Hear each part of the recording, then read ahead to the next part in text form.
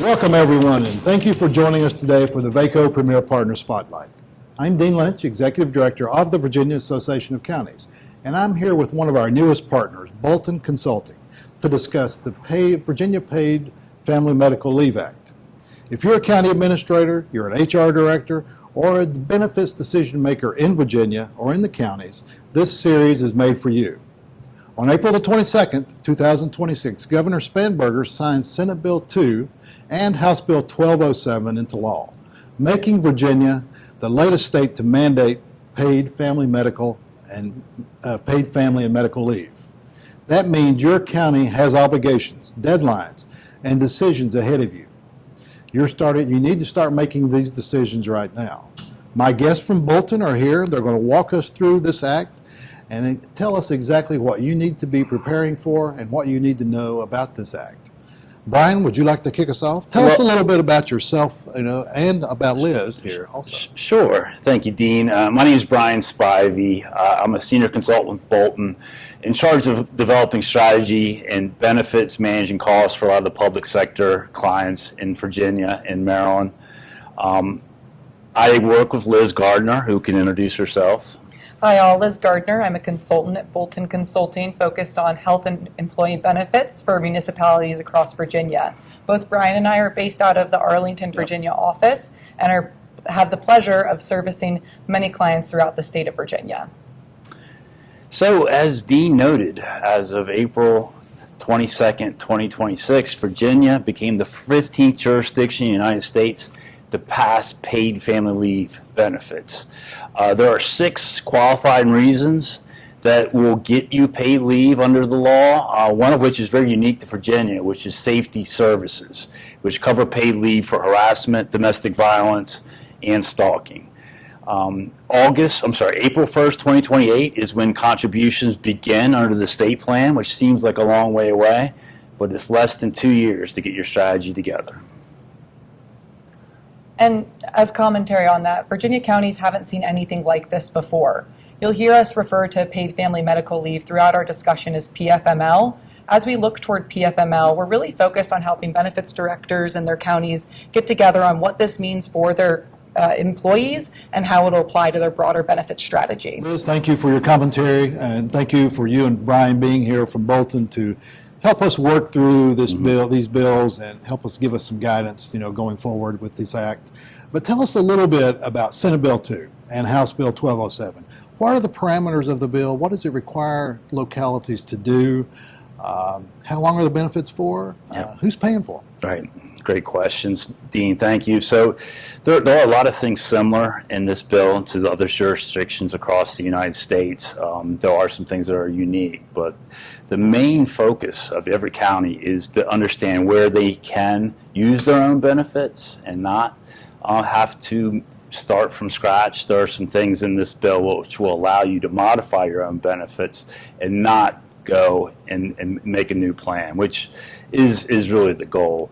Some of the details of this plan include 80% of benefits for employees, 80% of pay, so our weekly net wages would be paid, also up to 12 weeks, minimum of $100, maximum up to 100% of the statewide Virginia weekly net wage. There's also something that covers intermittent benefits, which is partial day and weeks, and that is pretty unique, and it does make it pretty complex when it comes to administration. Liz, let me ask you: Is this a new benefit that we are having to shoulder for our employees, or what is this? Thanks, Dean. It's a wonderful question because it's top of mind for a lot of county administrators and directors. It's not a new benefit in the sense that many counties probably already offer some sort of sick leave or family benefit today. What's very unique about it, though, is the sweeping requirements ensuring that it's offered to so many employees. And while there has been sick leave laws within the state of Virginia previously, this will be an essential complete redo of that. You'll be meeting those requirements, but then the 12-week minimum, the 80% of pay, and the sweeping grouping that this applies to is what makes this truly unique for municipalities across Virginia. Now, this is not something new to the private sector, right?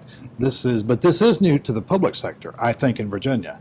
And so how does this, apply specifically to our Virginia counties? So all Virginia county governments are covered under this plan.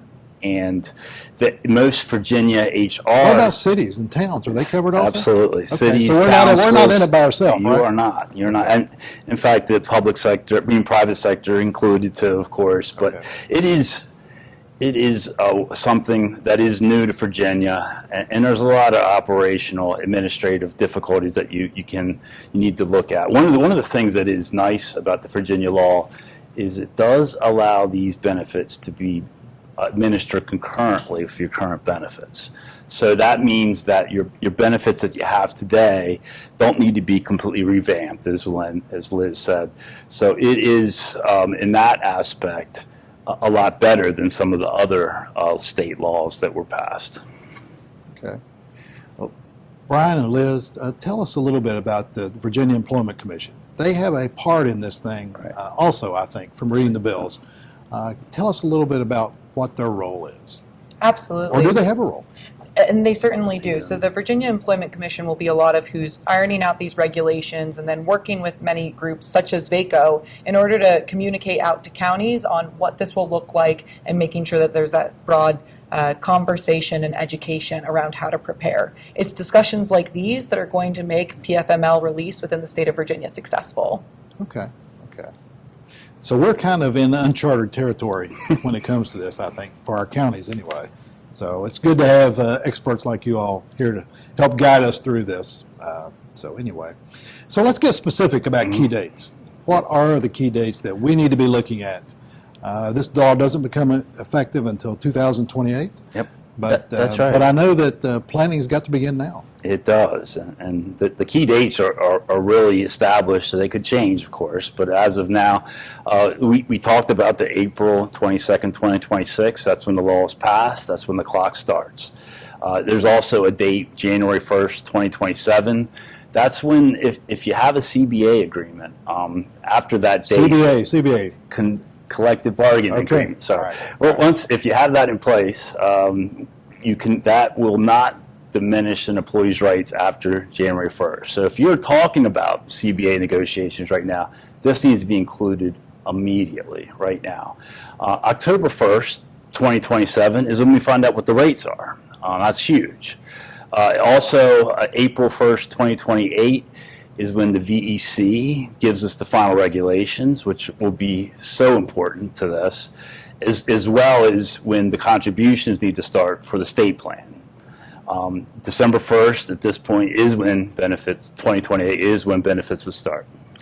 Can I ask let me go back and ask a question. Just help me to understand, who sets the rates for this? The VEC will be setting the rates, VEC and sets they'll the be rates? communicated by the state of Virginia. Okay. So while there will be the state level rates, and we're happy to dig into this more as we continue our discussion today, there will be state level rates to consider in order to mark all of your budget and decisions off of. We'll also eventually see private plan rates, however, that will impact those cost decisions that counties need to make. So in your all's experience, in working through Family and Medical Leave Act in the private sector or even up in Maryland or anywhere else, do localities have any piece in being able to help set the rates or not? Well, one of the things we found out in Maryland, since we did a lot of negotiating in support of counties in Maryland, is you really need to get engaged right away. You need to get a seat at the table to talk to the Department of Labor about the regulations. The regulations, as noted, are being talked about right now. And you really need to engage now to make sure your voice is heard about what things you like, what things you don't. So it's important to be engaged as soon as possible. So in looking at the rates that are going to be coming out and how counties can be a part of that whole process, what kind of strategy would you give us to be looking at or give us some guidance on going forward with our counties? Absolutely. I'm happy to jump in. Go And then ahead. Brian, please amend. Sure. But I will say, I think square one is sort of doing a gap analysis. So counties have their benefits as they sit today, but it's going to be very important for them to understand what needs to happen between what they have today and what's required tomorrow in order to meet the needs of both the regulation but also their employee bases. From there, they'll also need to take a look into what actual costs will be. While we're waiting for the rates, we'll have guideposts in order to understand what that maximum liability is, things such as the total number of employees and the maximum amount of benefit that could be paid out in order to determine what this might impact their budgets at. And then finally, it's going to be all over implementation. So how do you make sure that this is set up in such a way that it'll be successful from the start? Okay. Very good. All right. Anything else to add? Well, again, it is going to be complex. The strategy needs to fit your county's needs, and we're going to be talking more about a potential private plan, which could be very attractive potentially for each county. And if you did not want to start contributions as of April 1st, 2028, it could be the route to go. Okay. Well, since we've been this part one, we're closing out part one here with this video series. Is there anything else that we need to orient ourselves with the bills prior to jumping into the next series? I think one of the things that we want to reiterate here is this is really the beginning of the process. What we found out is this process can have some turns and changes depending on how things go. So even though the dates are set, the benefits are set, our regulations are going to change dramatically, and we're going to be updating everyone along the way. Well, thank you all for this orientation on the bills that have passed and on the Family and Medical Leave Act. Part two, we're going to be digging into talking a little bit more about money and the impact on this particular act has on county budgets. So I look forward to this discussion in the future. Absolutely. Thank you all.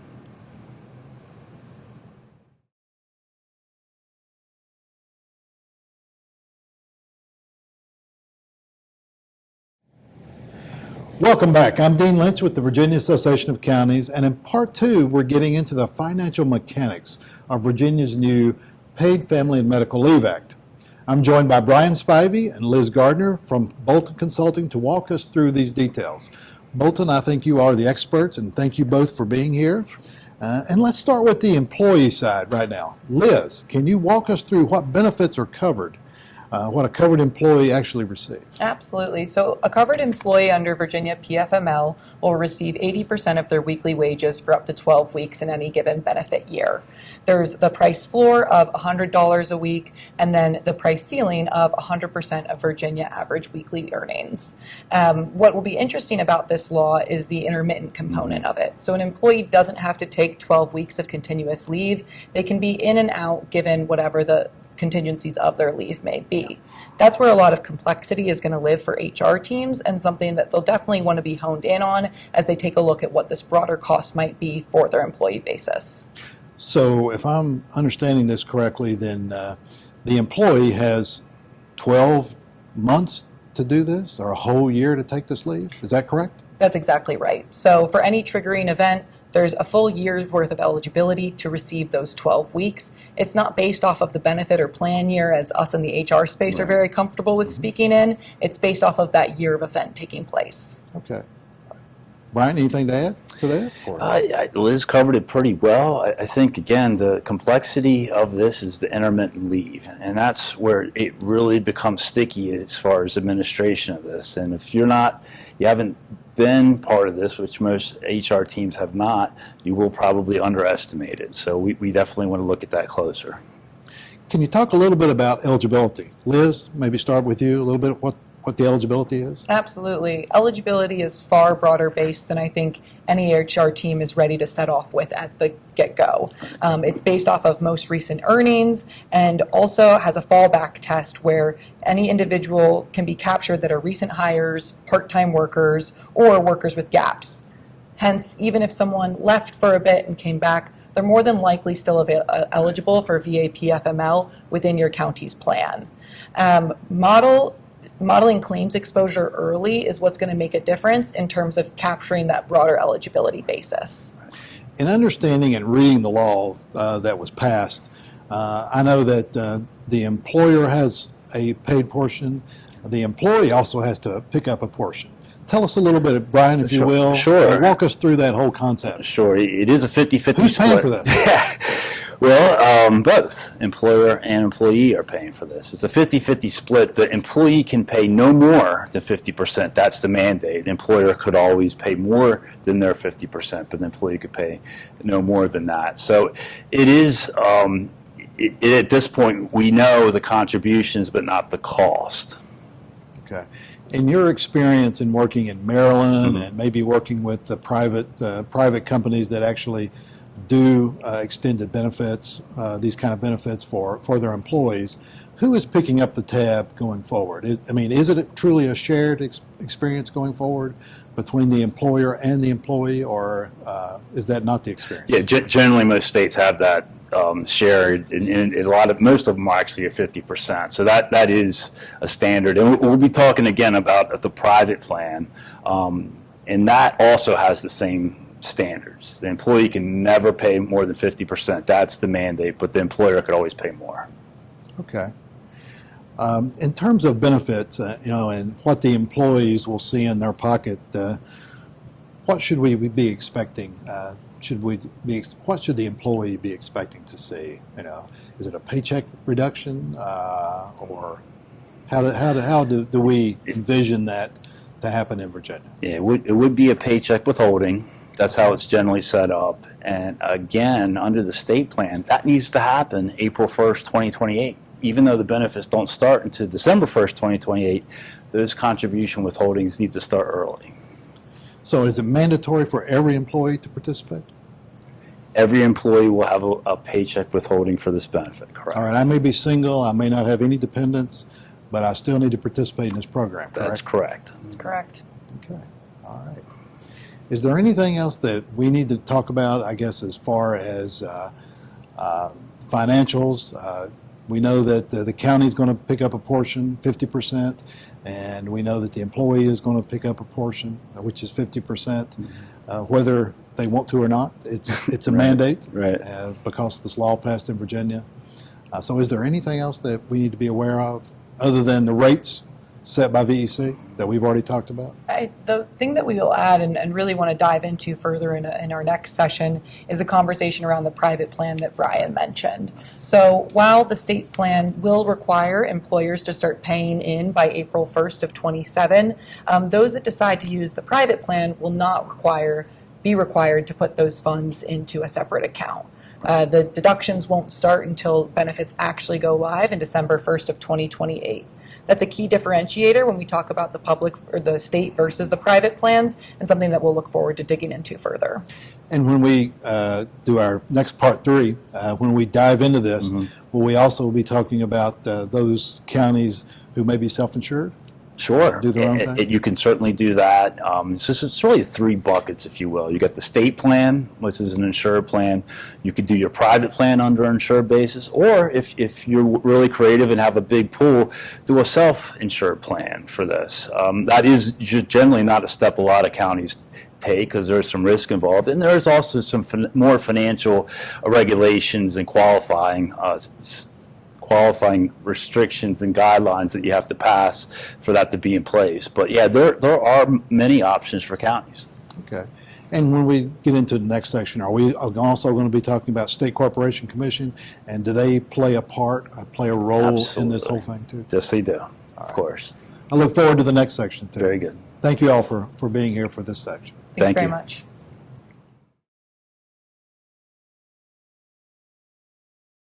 Welcome to Part 3 of the Virginia Family Medical Leave Act. I'm Dean Lynch, Executive Director of the Virginia Association of Counties, and I'm joined by Brian Spivey and Liz Gardner from Bolton Consulting to walk us through the details. Thank you both for being here. Thank you. The Virginia Paid Family Medical Leave gives employers a choice: participate in the state plan or meet the requirements to go through an approved private plan. Tell me a little bit, can we do better than the state plan? What's your thoughts? Liz? Well, let me key Liz first. She's sitting beside me. Brian. Perfect. Yeah, the state plan is certainly a great option from a baseline. Maybe smaller counties or groups that need to have that safety net and its administrative easy button, if you will, where starting April 1st of 2027, deductions will start to be taken from counties, and then the plan will start officially in December 1st of 2028. That being said, while it might be an easy button, it does negate counties from the opportunity to decide what plan makes the most sense for them, how they want to tailor things to ensure that it best meets their population, and some of those cost pressures, as I mentioned. The April 1st, 2027 start date of deductions does not apply under a private plan. So when you ask, Dean, can we do better? The option of a private plan is something that a lot of counties should seriously consider. It gives them more flexibility in what the benefits look like, how they offer it to their employees, and then finally a little bit of that cost and strategy deliberation. Brian, talk to me a little bit about those counties who are self-insured. How do they play into this whole thing, too? Well, bigger counties and more advanced counties that have already done their budgeting and feel comfortable with the risk that they're taking on will need to go through another level of financial guidelines and approval. But it will allow them generally to not have the same amount of cost that you would probably pay under the state plan. But you will have to do some reserve building. Unlike an insured plan under the state or private plan, you're going to have to build your reserves to make sure that you have adequate for the cost. And what we found in other states is, generally speaking, the cost of the first couple years are generally understated. And we see that most times the state plan goes up dramatically, and people that are sophisticated enough to self-insure need to keep that in mind and well reserve this plan. All right. Brian, I think you've mentioned the one carrier approach. Talk to me a little bit about that mean. What that means, and explain that. Sure. So this is really the easy button, if you will, for the approach. And you take the carrier you're currently working with, and since these benefits can be administered concurrently, you change and update and look at the gaps of that plan so they meet the mandated paid family leave benefits. That's going to allow a pretty seamless administration of this, and generally speaking, a lower cost for you. Liz, if I do nothing, if I'm a county and I do nothing to prepare or anything for this act, where does it go? The VEC? Do I pay into VEC, or does the state take over? Absolutely. How does that work? It's a great question, Dean. If you're a county and you choose to do nothing, I would strongly advise against the no action approach. You will still be enrolled in the VEC plan, the state plan, and benefits will commence because of the rules governing this new legislation and this requirement. But counties are strongly encouraged to be strategic and think about the way that they're approaching this law in regards to the rest of the benefits that they offer. The easy button approach means on April 1st of 2027, you'll begin receiving deductions from the state plan, and then December 1st of 2028, benefits will actually go live and individuals will be able to start filing for that 12-week paid family medical leave. What counties of all shapes and sizes should be doing, however, though, is taking a look at the gap between the benefits that they offer today and what makes the most sense in order to meet the regulations of this new rule, and then creating an analysis of what those cost differentials are and that action plan to actually make it come to life. Exactly. Now, you all have a lot of experience working in Maryland. I think you all work with the Maryland Association of Counties in putting our plan out there. Yep.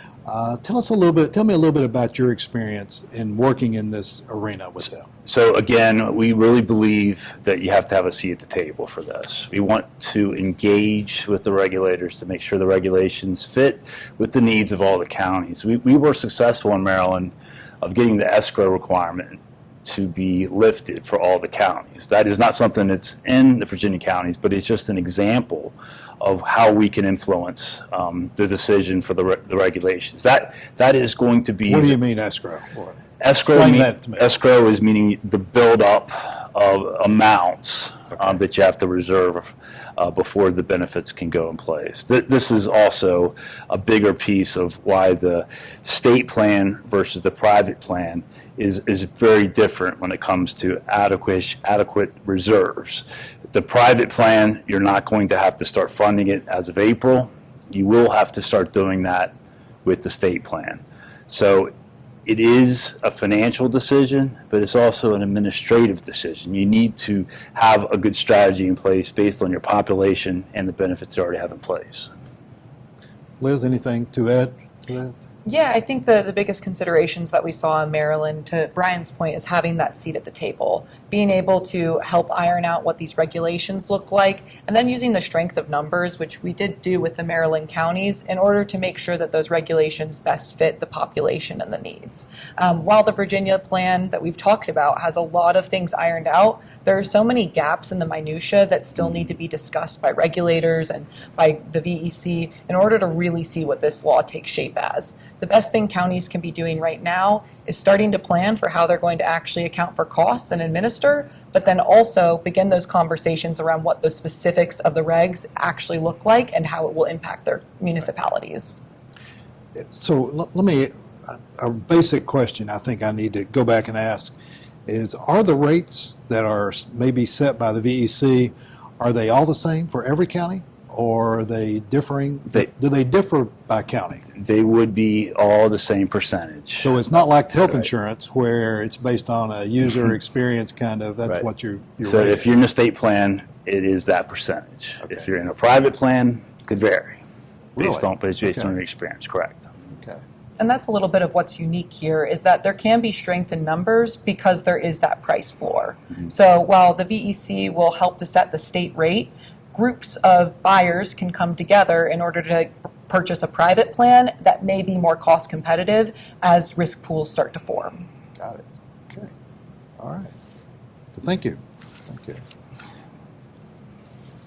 Is there anything else that we need to talk about as far as the state plan versus the local plan that I have questions that I haven't asked you? Well, I think there's a lot of questions to be answered, just in general, because the regulations are being ironed out, as Liz said, and that's why we really want to have a seat at the table for the counties to help them iron out those regulations in a manner that helps the counties. All right. You're the experts here. What else should we be knowing? What else should we ask? You all are in the driver's seat right here. You're talking to counties, to our 95 counties. Yep. Tell us what kind of questions we need to be asking, whether we're making the decision to go to VEC or a private plan or for self-insured and want to pool a bunch of counties together. Right. So the questions really come around administration of this. That's where the details become operational or non-operational. If you're not sophisticated and don't feel like you want to have your insurance carrier or a TPA administer this, you go to the state plan. But that means you're going to have to upfront, you're going to have an upfront deposit, if you will, through the state plan from April to December. For some counties, that's a big number. So that means the private plan might look more attractive. And if you're even a bigger county, you might want to look at the self-funding. So all these questions, and I will say this, we don't know, but once we're at the table, we will be able to engage. So how has Bolton been able to help Maryland in their quest for this? Again, it's Through the dollars? Being through the dollars, getting rid of the escrow requirement, being able to gauge with the Department of Labor and Maryland Insurance Administration to talk through what they think the regulation should be and say whether or not that would really work for our constituents, our counties. Yep. If I may add, something we ultimately did in Maryland is create a buying coalition among various groups. So not only counties, but also schools and local and small municipalities across the state in order to pool those funds together. Understanding that this was going to be a minimum cost requirement for all groups, and going to the private plan option in order to make sure that it was cost effective, could be administered well, and then to avoid some of those pre-deduction requirements that we've talked about a little bit in the past. Not being familiar with my northern neighbor, Maryland, how long has their act been in effect? Well, A couple years? They haven't actually, has not gone into effect. There has been some delays because of that, and part of that is the regulation discussion, administration, getting things set. At this point, we don't see that as a problem with Virginia, but stay tuned basically for that. So in Virginia, we're the front runner, I guess, on this, right? Correct. All right. All right. Well, the next segment is going to be, we're going to be talking a little bit more about developing a concrete action plan. Look forward to working with you all in that next segment. Anything else we need to know before we switch to the next section? We're looking forward to putting this all into work and helping All right. counties figure out what it actually means. Thank you all. Very good. Thank you, Dean. Thank you, Dean.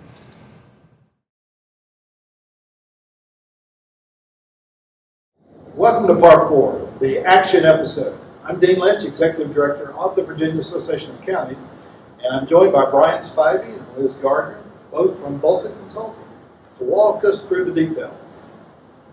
You know now that Virginia paid family medical leave requires cost from the employee and from the employer.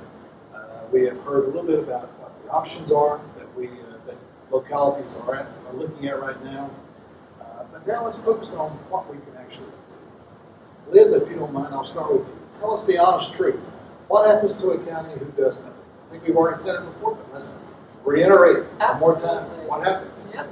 Well, a county that does nothing is taking the state plan by default.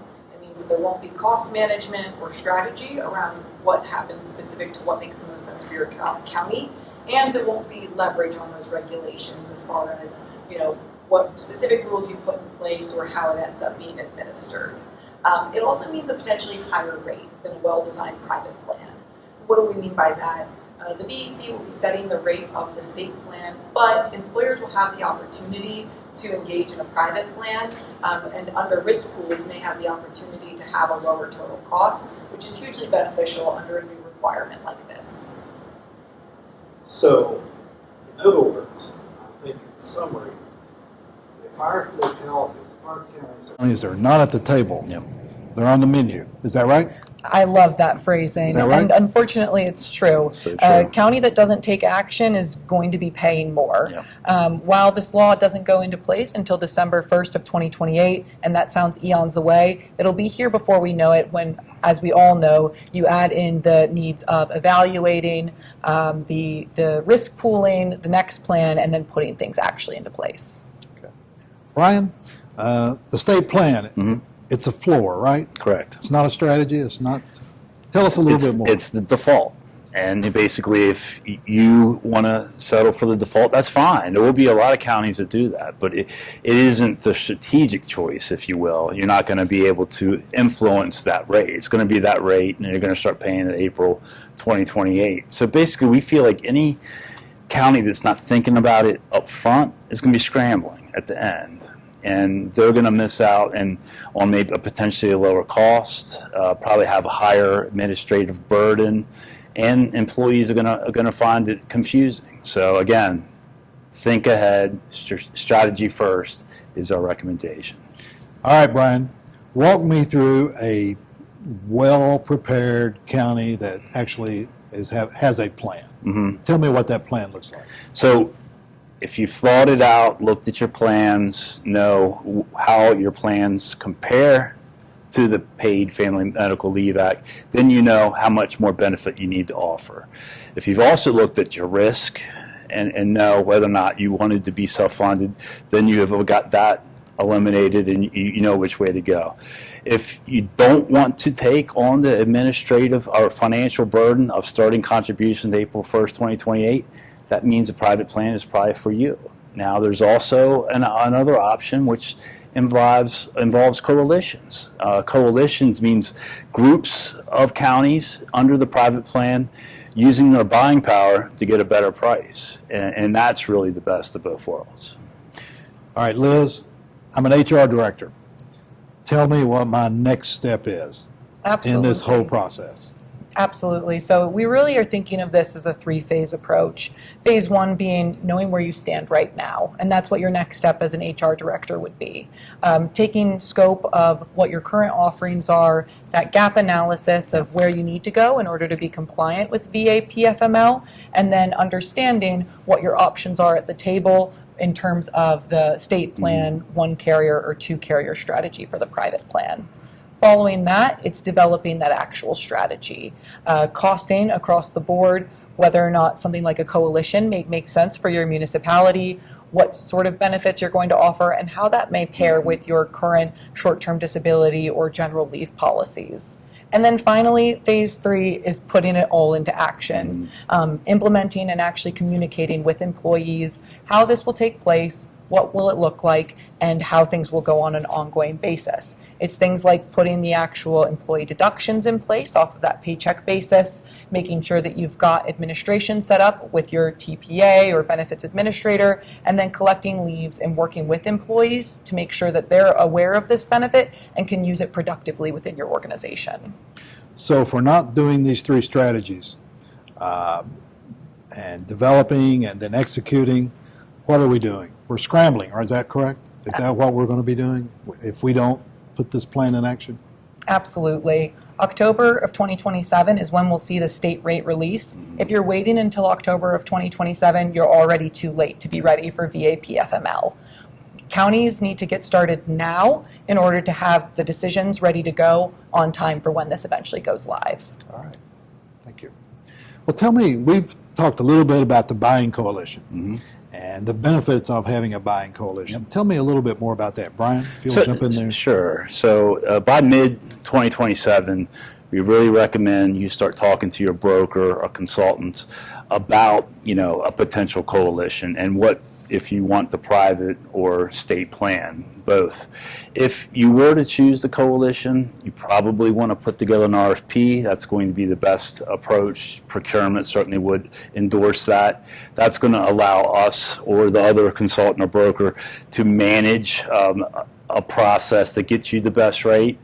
But if you were to wait, past mid next year, you're just going to be pushed to the point where you don't get a rate, and you could be pushed into the state plan, which is generally not what you want if you're trying to be strategic.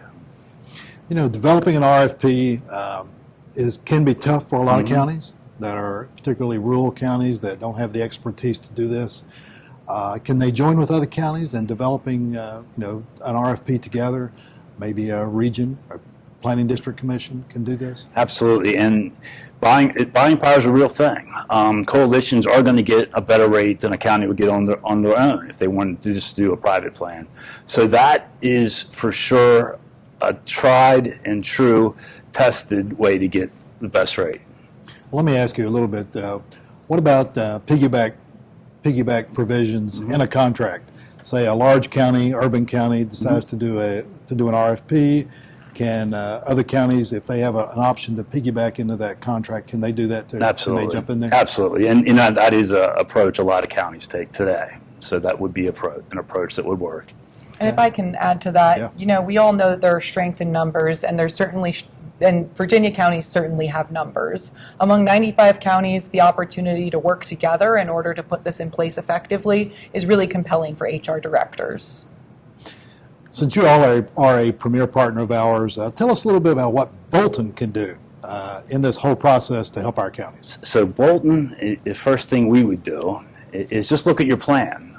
Say, hey, look at the contracts, dig into what the benefits are, see what changes you would need to make, see what needs you would need involving a RFP. But basically, the first thing is sitting down and having a conversation with our counties and making sure we understand their needs so that we meet them.